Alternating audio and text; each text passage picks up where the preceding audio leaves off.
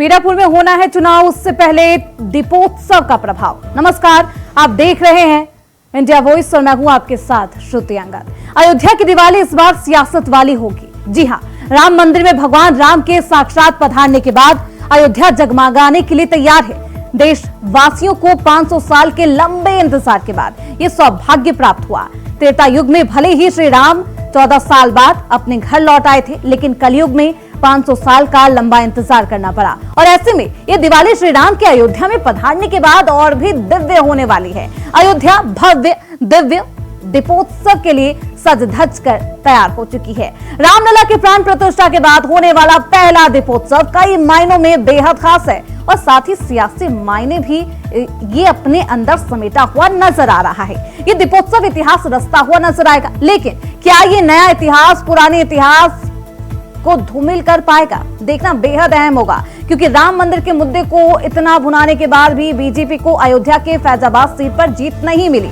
ऐसे में हिंदुत्व के मुद्दे को भुनाने वाली बीजेपी दीपोत्सव के लिए तेल डालकर होने वाले चुनावी तपिश को बढ़ा रही है। क्या इसका फायदा बीजेपी उठा पाएगी? आखिरकार भगवान राम का आशीर्वाद किसको मिलेगा? देखना बेहद दिलचस्प होगा और इसी पर आज चर्चा भी की जाएगी। लेकिन उससे पहले आप ये रिपोर्ट देखिए। अयोध्या में इस बार का दीपोत्सव होगा बेहद खास।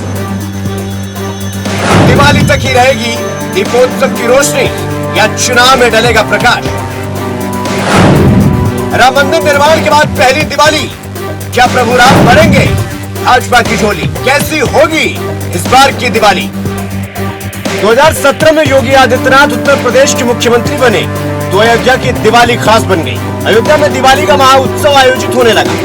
हर साल हर की पैड़ी पर लाखों लाख दीपकों की रोशनी से अयोध्या की चमक इतनी बढ़ जाती है जिसे पूरा हिंदुस्तान और पूरी दुनिया देखती रह जाती है। अयोध्या में इस बार का दीपोत्सव और ज्यादा खास है, क्योंकि राम मंदिर निर्माण के बाद पड़ने वाली ये पहली दिवाली है। इस बार योगी सरकार अयोध्या में लगभग 25 लाख दीपक जलाकर इतिहास बनाने जा रही है।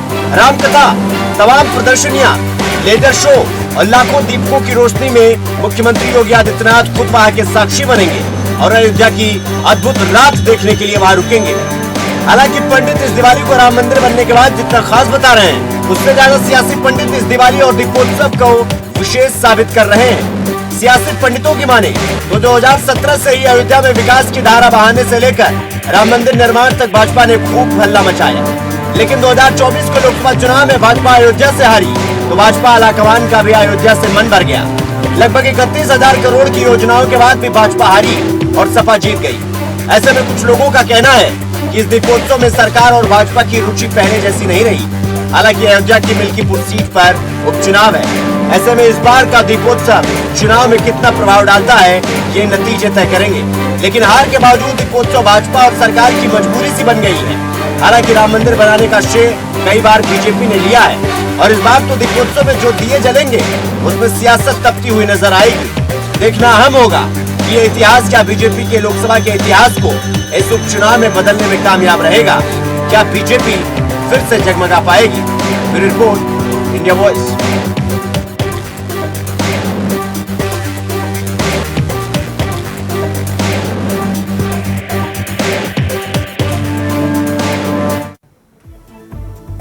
तो अयोध्या में जलेंगे दिए और तपेगी सियासत। ऐसे में सवाल यही है कि आखिरकार क्या इस बार बीजेपी को प्रभु श्री राम का आशीर्वाद मिल पाएगा? क्या बीजेपी इस बार विजयी हो पाएगी और किसे मिलेगा प्रभु श्री राम का आशीर्वाद? हमारे साथ हमारे दिग्गज मेहमान जुड़ चुके हैं, परिचय करवा देती हूँ। प्रदीप भटनागर है, नेता हैं बीजेपी के। समर सिंह है, प्रवक्ता है कांग्रेस पार्टी के। राकेश अहीर है, नेता है समाजवादी पार्टी के। बहुत स्वागत है आप सभी का।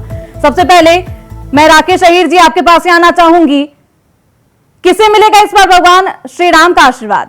क्या लगता है आपको राकेश जी?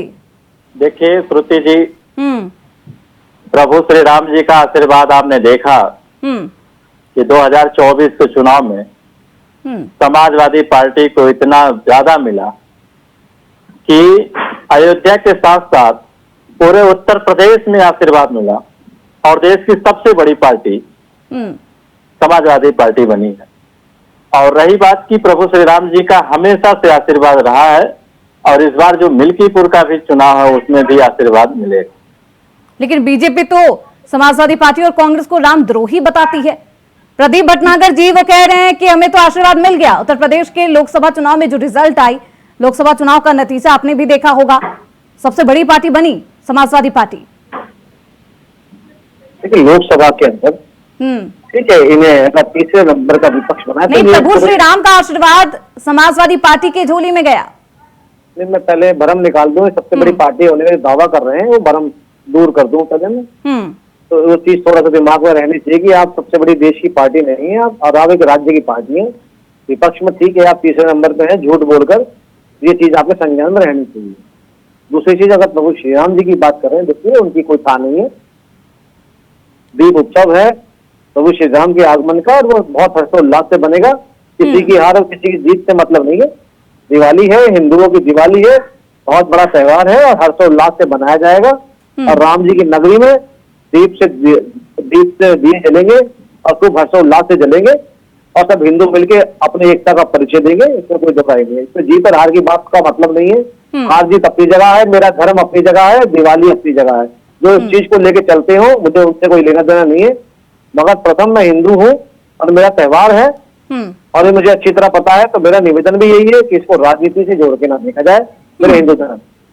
जी राकेश जी, भले ही आपको आशीर्वाद मिला हो, लेकिन आप सबसे बड़ी पार्टी तो नहीं है उत्तर प्रदेश की, ये भ्रम पहले से दूर कर लीजिए, क्योंकि प्रदीप भटनागर जी ने सबसे पहले यही कहा कि आपके भ्रम को तोड़ दिया जाए, हटाइए गलतफहमी। कह रहा हूँ, मैं बड़ी प्रदीप भटनागर जी के बड़े शालीनता से बता रहा हूँ कि अभी एक खबर छपी थी एक अखबार में बीते सप्ताह कि 250 पेशेंट मोतियाबिंद के ऑपरेशन के लिए एडमिट थे गुजरात के अस्पताल में। आपने क्या सवाल पूछा इनसे? बीजेपी के लोग जाके उनके नंबर लेकर शादी सुन तो लीजिए, मैं बहुत स्वस्थ डिबेट करना चाह रहा हूँ।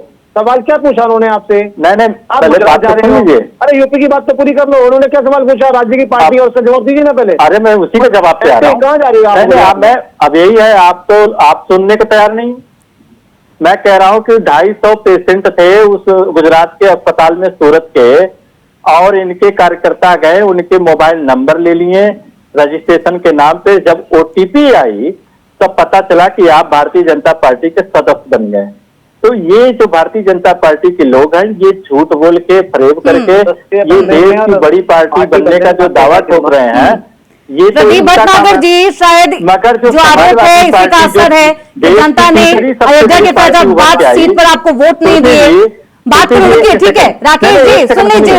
जो समाजवादी पार्टी जो जनता ने चुन के देश की तीसरी सबसे बड़ी मजबूत पार्टी बनाई है, न कि ओटीपी से बना है पार्टी हमारी। दोबारा उदाहरण दे रहा हूं। चलिए प्रदीप जी, शायद इसलिए केदारनाथ में, बद्रीनाथ में भी जीत नहीं मिली बीजेपी को। केवल एक सेकंड। और बद्रीनाथ बिल्कुल अयोध्या जैसे ही तर्ज पर देखा जा रहा है, अब केदारनाथ में भी चुनाव है। एक सेकंड दीजिए, फिर भ्रम दूर कर दो। सदस्य बनने में और पार्टी बनने में फर्क होता है। आज अगर पार्टी कोई बनी है राज्य की, तो आम आदमी पार्टी को दर्जा मिला है। उत्तर प्रदेश की समाजवादी पार्टी को अभी ना तो दर्जा मिला ना अभी दर्जा है। गुजरात में जाइए आप, और आपको बोल दूं श्रीमान, जब क्वेश्चन किया जाए तो सीधा सीधा जवाब देना सीखें, तीतर बेतर बना भागे। अब आपने सवाल क्या करा, मुझे सवाल बताइए ना। बद्रीनाथ में तो हार गए, केदारनाथ में उपचुनाव होने हैं, अयोध्या में की फैजाबाद सीट हार गए। जनता के बीच प्रभाव शायद अच्छा नहीं जा रहा। देखिए प्रभाव की बात तो यह है कि हमारा काम है कर्म करना। शायद आपने गाना सुनोगा, हर कर्म अपना करेंगे, ये वतन तेरे लिए, और उस कर्म के लिए लगेगा। तो फिर क्या आप जो काम कर रहे हैं वही गलत जा रहा है? अब वो काम सही से नहीं कर पा रहे। गलत तो सही की है ही नहीं ना, गलत सही पे हम जाते अपने कर्म पे जाते हैं। तो हमारा कर्म है देश के प्रति, उस पर लगे हैं। और देखने वाले कर्म की बात, तो कर्म प्रजा देखेगी, हमारे प्रभु देखेंगे। समर सिंह जी, कांग्रेस को राम विरोधी, रामद्रोही बताया गया, एक सेकंड। और आज दीपोत्सव का ये कार्यक्रम होगा 30 अक्टूबर को, ये बेहद भव्य होने वाला है। कितना गुना पाएगी और क्या कुछ फायदा किस पार्टी को मिलता हुआ नजर आएगा? वापस आऊंगी प्रदीप भटनागर जी आपके पास। नहीं, आपने जो है धार्मिक स्थलों के नाम लिए आपने, मुझे थोड़ा मैं इसका ऑब्जेक्शन उठाता हूँ। प्रदीप भटनागर जी वापस आऊंगी। समर सिंह जी को जवाब देने दीजिए, मौका दीजिए, और कोई बोलने का चर्चा है। प्रदीप भटनागर जी वापस आऊंगी। समर सिंह जी, जी रामद्रोही, राम विरोधी सब बोलने के बावजूद बीजेपी को इसका कुछ फायदा नहीं हुआ, लेकिन अब दीपोत्सव का ये कार्यक्रम होने वाला है, ये भी भव्य है और इसकी सियासी तपिश भी अभी से ही दिखाई देने लगी है। जी, सबसे पहले तो आपके चैनल के सभी दर्शकों को और आप सभी को इस दीप पर्व की अनेक शुभकामनाएं। जहां तक बात है कि राम जो है वो हमारे संस्कृति के अभिन्न अंग हैं, मर्यादा पुरुषोत्तम, मर्यादा के जो मूरत, करुणा के मूरत, दया और जो भाव उन्होंने सिखाए हैं, कांग्रेस पार्टी सदा उनके ही पद चिन्हों पर चल रही है, उन्हीं का अनुसरण कर रही है। जहां तक बात है सियासी उपयोग करना किसी भी धर्म का, किसी भगवान का, भले वो राम हो, भले वो गाय हो, भले वो तुलसी हो, तो वो भारतीय जनता पार्टी सदियों से करती आई है। ये दशक हो गए हैं, 2 दशक हमने देख लिए हैं कि ये सिर्फ जो है भगवानों का उपयोग जो है, सनातन का उपयोग जो है, धर्म का उपयोग जो है, सिर्फ इनके लिए एक सत्ता प्रमुख है।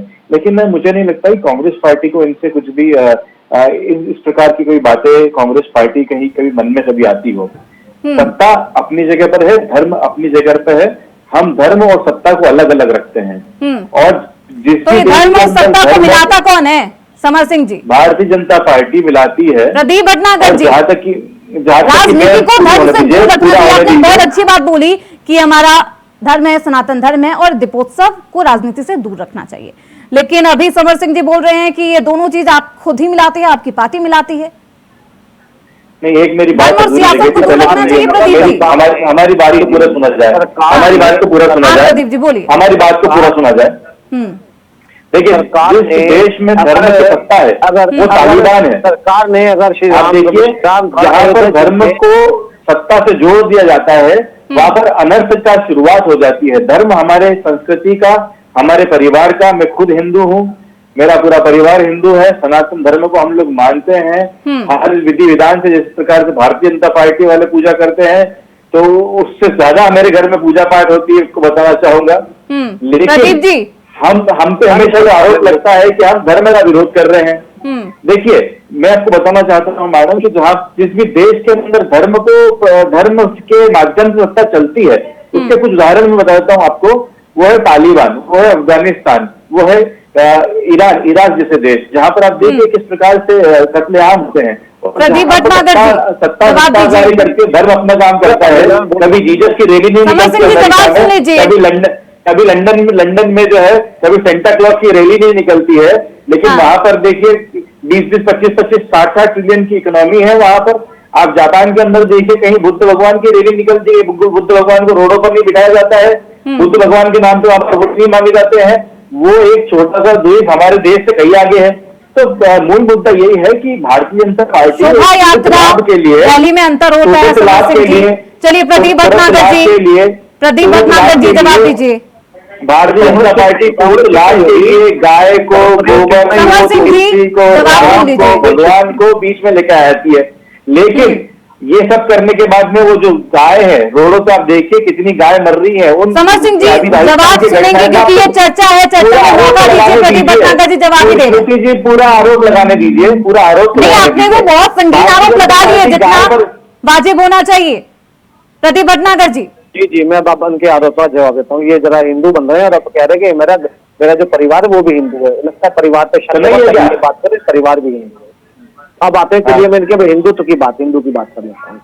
शायद जानते हो कि राजस्थान में इनकी सरकार थी, वहाँ पे जयपुर सिटी के अंदर, अलवर सिटी के अंदर शहर में मंगलवार को घंटी बजाना मना था, शुक्रवार को मंदिर बंद रहे। झूठी बात है, झूठे आरोप है, ये झूठे आरोप है। इस प्रकार से डिबेट नहीं हो पाएगी श्रुति जी, झूठे आरोप लगाएंगे बात नहीं हो पाएगी। समर सिंह जी आप बताइए, पूरी बात सुन लीजिए, उसके बाद वापस आऊंगी। नहीं, कैसे सुन ले आप बताइए। आप मैं भाई साहब से पूरा विनम्र अनुरोध कर रहा हूँ कि आप बताइए कि कौन से मंगलवार को आप कोई टॉपिक नोट कर बताइए, किसी खबर की बारी आए बताइए, मंगलवार घंटे टॉपिक नोट कर लीजिए, बारी आए तो पूछेगा। प्लीज थोड़ा सा साइलेंट रहिए, प्लीज बोल दीजिए, आप अपना टॉपिक नोट कर लीजिए, झूठ ना बोलिए बस दीदी। हाँ, सुन लीजिए। अब ये चलते कर्नाटक चलते हैं। कर्नाटक के अंदर क्या करा इन्होंने, हिंदुओं के मंदिरों पर टैक्स लगाने की कोशिश कर, पास नहीं हो पाया। सारे मंदिर हिंदू मंदिर टैक्स देंगे, ये हिंदू के ठेकेदार बैठते बता रहे हैं मुझे। जो राहुल गांधी जो तुम्हारे मुखिया हैं, जो तुम्हारे गैंग के सरदार हैं, वो क्यों नहीं गई? श्रीमती सोनिया गांधी, प्रियंका गांधी क्यों नहीं गई अयोध्या जी?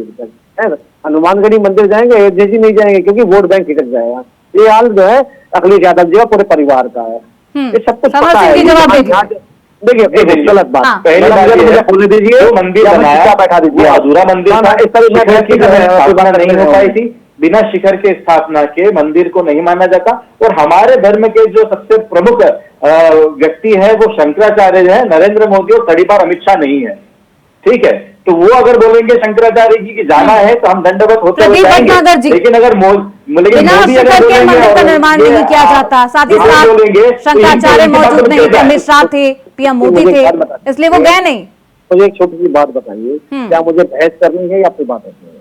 नहीं, आपको अपनी बात रखनी है प्रदीप जी। तो मुझे एक बात है तो मेरी बात पूरी होने दीजिए। आपने उनको बीच में फंसा आपने दिया। आरोप लगाया, मैंने जवाब पूछ लिया। नहीं ऐसे जवाब नहीं ना, उनका बारी आए तो बोलिएगा ना, टॉपिक नोट कीजिए, मैं सुन रहा हूँ सबको। ये नहीं आप प्रदीप किसी जी, को पुराना आप जवाब दीजिए। तो इसी प्रकार अगर प्रभु श्री राम जी के अयोध्या की नगरी अगर दीप प्रज्वलित हो रही है तो उसमें खुशी बनानी चाहिए और गांधी परिवार को और यादव परिवार को सबको जाना चाहिए, क्योंकि वो भी उसी वंशज के ही हैं, उस वंश के हैं। यहाँ बैठ के जब की बात नहीं करती, आप हिंदुओं की बात करी तो मुझे थोड़ा सा बता दीजिए। तो हम जाएंगे नहीं गए से जुदा हुआ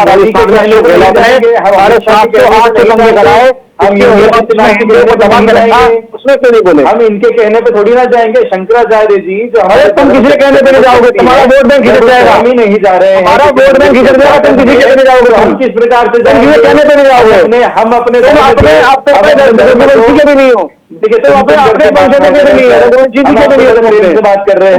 चाचा के हो ना पापा के हो, इस प्रकार से चाचा के हो ना पापा के हो। ठीक है, जो उत्तर प्रदेश के परिवार अपने नहीं हुए, बोलना चाहे किसके हो गए यहाँ बैठ के? देखिए तो शंकराचार्य आप लोग तो बोल रहे हो कि चलिए प्रदीप भटनागर जी, प्रदीप भटनागर जी, मुझे लगता है कि शब्दों की मर्यादा रखिए। पर्सनल अटैक नहीं करना चाहिए। राजनीतिक पार्टी है आप लोग, जनता के बीच एक संदेश जाता है। राकेश अहीर जी, प्रदीप भटनागर जी वापस आऊंगे अब आपके पास। प्राइवेट लिमिटेड राकेश अहीर जी, चेयरमैन खुश होना चाहिए, दीपोत्सव का इतिहास रचती हुई अयोध्या एक बार फिर नजर आएगी। मैं कह रहा हूँ जिस तरीके से हम्म प्रभु राम जी के लिए दिव्य रोशनी की जा रही है, दीपक जलाई जा रही है, ये हमारा पर्व है और उसको धूमधाम से मनाया जाना चाहिए। और सभी आपके दर्शकों को मैं बधाई देता हूँ और प्रदीप भटनागर जी को भी बधाई शुभकामना देता हूँ। मगर ये प्रदीप भटनागर तय नहीं करेंगे कि मैं सुबह पूजा करूंगा कि शाम को करूंगा, मैं दर्शन आज करूंगा कि दर्शन कल करूंगा। मैं कह रहा हूँ इनके पेट में पीड़ा क्यों हो रही है कि भाई आज ही आपको दर्शन करना है। प्रदीप भटनागर जी तय नहीं करेंगे, ये प्रदेश की जनता तय करेगी। मैं कह रहा हूँ प्रभु श्री राम जी, 26-25 प्रदेश की जनता और प्रभु श्री राम जी ने दर्शन दिया है देखने के लिए और अवधेश पार्टी जैसे संत को उन्होंने आशीर्वाद देकर सांसद बनाया है। मैं कहता रहा हूँ इस समाजवादी पार्टी के नेक दिल माननीय अखिलेश यादव जी पे आशीर्वाद दिया है प्रभु श्री राम ने, अवधेश पासी को वहां से सांसद बना के भेजा है और मिल्कीपुर जीतने के लिए जबरदस्ती आप कर रहे हैं। जो मिल्कीपुर आप जीतने की साजिश कर रहे हैं, आप मिल्कीपुर सीट जीतने के लिए क्या साजिश की जा रही है? राकेश अहीर जी साफ साफ बोलिए। मैं कह रहा हूँ कि सारे बीएलओ को हटाया जा रहा है जाति देखकर, आशीर्वाद अधिकारियों को हटाया जा रहा है जाति देखकर। इन पार्टियों में हिम्मत नहीं लड़ने की, शासन के दल से जीतने की आपकी क्षमता है, आप जीत नहीं पाएंगे। आप जीत नहीं पाएंगे, आप बस बौखलाहट में रहेंगे। प्रभु श्री राम जी देखिए मिल्कीपुर भी आशीर्वाद देने जा रहे हैं, इसीलिए तो आप बौखला रहे हैं। वो तो पता लग जाएगा। अभी जल्दी बनाएंगे, अभी सरकारी तंत्र का आप उपयोग कर रहे हैं जो श्री निकेत है आप सारे लोगों को यही तो सबसे बड़ी तकलीफ है बना रहे थे बेचारे, कि आप मंदिर करके खिलाए और ब्रांडिंग किए मंदिर से, मगर प्रभु श्री राम जी ने अवधेश पासी को सांसद बनाने के रूप में आशीर्वाद दे दिया, जनता है यादव को आशीर्वाद दे दिया। आप लोगों को आशीर्वाद दिया क्योंकि प्रभु श्री राम जी भी जानते हैं कि आप सब लोग एक झूठे प्रदेश के लोग हैं, आप सब नफरती लोग हैं, दंगा कराने वाले लोग हैं, आप लोग झूठ बोलने वाले लोग हैं, उससे ज्यादा आप लोग कुछ नहीं कर सकते हैं। मध्य प्रदेश में आप लोगों को आशीर्वाद दिया, हरियाणा के आपको आपको अगर हट के डिबेट करना हो तो आप पाएंगे। राकेश अहीर जी, प्रदीप भटनागर जी, चर्चा है बहसबाजी नहीं करिए, एक एक करके बोलिए ताकि जनता को समझ पाए आप बोलना क्या चाहते हैं। राकेश जी सुनिए, मैं इतने टाइम तक मैंने प्रदीप भटनागर के बीच में नहीं है। प्रदीप भटनागर कर दे रहा है। मैं कह रहा हूँ कि अपूर्ण मंदिर में जब तक अपूर्ण मंदिर है तब तक तमाम देश के 5 शंकराचार्यों ने अभी तक नहीं गए मंदिर में। मैं कह रहा हूँ शंकराचार्य से बड़ा है कोई? ये देश में जो शंकराचार्य है उनसे कोई बड़ा है? शंकराचार्य है और इनके अखिलेश यादव भी शंकराचार्य हैं। मैं कह रहा हूँ अरे अखिलेश यादव जितने बड़े सनातनी है उतने बड़े अखिलेश यादव भी शंकराचार्य हैं। शेर का खाल नहीं हो पाएगा। भटनागर जी अखिलेश यादव बड़े दिल वाले नहीं है, नहीं है, जाति ढूंढने वाले नहीं है। माननीय अखिलेश यादव के नाम पे मजहब के नाम पे दंगा कराए बहराइच में। आपके विधायक ने तमाचा मार दिया FIR आप लोग जो है तमाचा कैसे ही पड़ा बहराइच के दंगा में। राकेश अहीर जी प्रदीप भटनागर जी, राकेश अहीर जी कहना चाहते हैं कि आप लोग धर्म की राजनीति करते हैं और इसमें समाजवादी पार्टी को कोई दिलचस्पी नहीं है, वो सनातन धर्म मानते हैं, उन्हें दिखावा करने की जरूरत नहीं। एक एक करके जवाब दीजिएगा ताकि लोगों को समझ में। हम आस्था अपने अंदर रखते हैं, पूजा पाठ के हम ठीक है राकेश अहीर जी जवाब देने दीजिए, सुन लीजिए। मैं कह रहा हूँ ये तो कब से बोल रहे थे प्रदीप राकेश अहीर जी सुन लीजिए फिर आप। देखिए आस्था की बात तो ये है कि अगर हिंदू पक्ष में अगर हैं और बोलते हैं तो गलती है हमारी। जिन्होंने राम मंदिर को तोड़ा है और उसे मस्जिद बनाई उसके पक्ष में बोलते गलती है हमारी। अगर आप नवीकरण करा दिया तो गलती है हमारी। अगर उज्जैन का मंदिर अगर नवीकरण हो गया गलती है हमारी। अगर केदारनाथ जी का मंदिर बन गया और वो एक बहुत अच्छा विशाल बन गया देश के लोगों के लिए, देश के हिंदुओं की गलती है हमारी। हार गए तो क्या हो गया? केदारनाथ हार गए, बद्रीनाथ जी हार गए, अगर हम अयोध्या जी हार गए और भी उज्जैन भी हार गए तो क्या की दिक्कत है? तो हमने अगर हारने के बाद जो प्रगति रोकी देश की, देश में अभी प्रगति का काम चल रहा है, विकास का काम चल रहा है राज्य के अंदर। क्या बीजेपी ने विकास कार्य रोक दिए, वो हार गई तो हार गई, उसमें तो काम नहीं आ रहा है ना, काम कार्य लगातार करती हुई नजर आ रही है। प्रदीप भटनागर जब सुन ले मैं सुन लिया। मैं बहुत स्वागत करता हूँ कि मंदिर बनाए, बहुत अच्छी बात है, सारे सनातनियों के लिए बहुत सुंदर है। हमने बनवाया मंदिर, जनता के दान से बनाया मंदिर, हमें तो प्रोत्साहन मिला है। मैं कह रहा ठीक है जनता ने बनवाया, ठीक है बहुत सुंदर बात है। मैं कह रहा हूँ सत्ता में आप हैं, आप कितना शिक्षा मंदिर बनाए, विश्वविद्यालय कितना बनाए, हॉस्पिटल कितना बनाए, उसी जनता के लिए मैं बात कर रहा हूँ, उसी सनातनी जनता के लिए मैं पूछना चाह रहा हूँ कि उनकी जो खाली है पौष्टिक आहार से, जो महंगाई से अब सारी चीजें खत्म हो रही, नदारत होती जा रही, उनके लिए आपने कितना किया? आपने जो है नौकरियां कितना नौजवानों को दिया?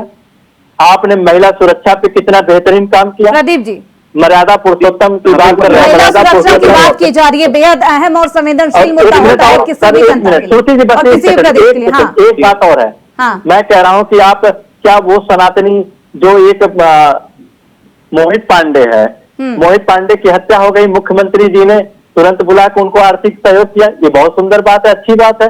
मगर वहीं अमन पांडे गौतम का एक दलित जाति, क्या वो सनातनी हिंदू नहीं है? क्या उससे अभी तक क्यों मुख्यमंत्री जी नहीं मिले? उससे आर्थिक सहयोग क्यों नहीं किए? चलिए प्रदीप भटनागर जी, शाहगंज में एक निषाद समाज की कस्टडी में जी अभी तक क्यों उसको सहायता? सुनिए जवाब सुनिए जी, क्या वो सनातनी हिंदू नहीं है? राकेश अहीर जी जवाब सुनिए।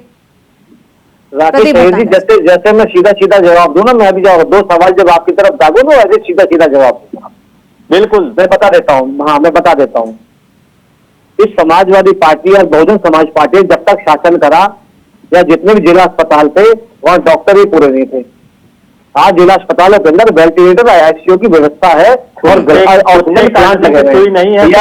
मैंने आपको सुना ना, अगर आपको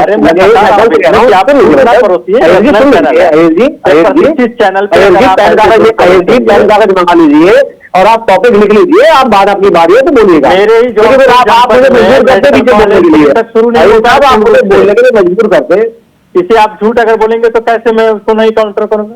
आप सही बोलिए, मैं स्वागत है जनता। अगर मैं झूठ बोलूं मिस्टर अहीर, अगर मैं झूठ बोलूं इसी चैनल पे अपनी जीप काट के चढ़ा दूंगा।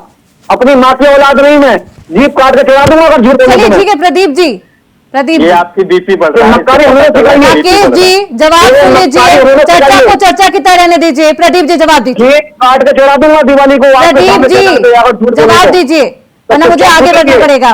जी चुपचाप सुन लीजिए। प्रदेश के अंदर इतना बड़ा आपदा आई कोरोना की, कितने लोग मरे, ऑक्सीजन की आज जो प्रॉब्लम थी, आज चीनी मिलों के साथ साथ जितनी चीनी की मिलें और राइस मिल लगी हुई है, साथ साथ जिला अस्पतालों के अंदर ऑक्सीजन प्लांट लगे थे। गंगा में लाश तो ऐसे ही तोड़ रही थी, वो तो पाकिस्तान से लाश आ गई गंगा में। स्वास्थ्य व्यवस्था इतना बेहतर था। तो अहिर साहब, जहां आप बैठे, भगवान ना करे अगर आपकी छत गिर जाए ना ऊपर से, तो आप डंडा नहीं लगा पाएंगे एक झटके में, है ना, और आपका सर फूट जाएगा या कुचल जाएगा आपका। तो उसी प्रकार आपकी तरह जनता को मैनेज करना आसान नहीं है सर। और सुन लीजिए, अपनी पीठ ना सुन लीजिए, सुन लीजिए आप रेल मंत्री आपको देख रहे हैं, रेल की क्या हालत है। सुन लीजिए, लोग मरे जा रहे हैं। सुन लो भैया, सुन लीजिए। अखिलेश यादव हो चाहे उनके पिताजी हो, इस प्रदेश के विकास के लिए काम करे। प्रदेश का विकास जो है ना, प्रदेश आज सारे जहां में चमकता होता, कर्जेदार भी नहीं होते। आपके परिवार भी माननीय अखिलेश यादव जी ने लाए हैं। आप में सुनने की क्षमता नहीं है। मेडिकल कॉलेज बुरा लगता है, सच्चाई बुरी होती है तो आप पीछे बोलते हैं।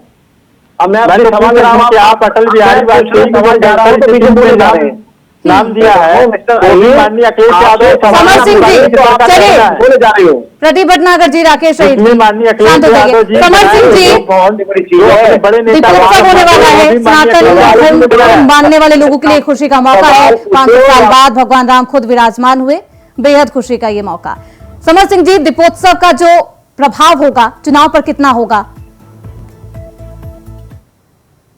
चुनाव पर तो कोई प्रभाव उसका नहीं होगा। भारतीय जनता पार्टी को उससे कोई लाभ नहीं मिलेगा। जहां तक बात है कि देश की जनता, प्रदेश की जनता बहुत समझदार हो चुकी है। उसके 10 सालों में, पिछले और योगी जी के 10 सालों के अंदर भी काफी कुछ सीख चुकी है जनता कि धर्म के नाम पर तो सिर्फ धार्मिक कार्यक्रम अनुष्ठान में जाए, लेकिन जो चुनावी वोट है वो कैंडिडेट देखकर, पार्टी देखकर जुमलेबाजों को न दिया जाए, ये भारत की जनता ने तय किया है।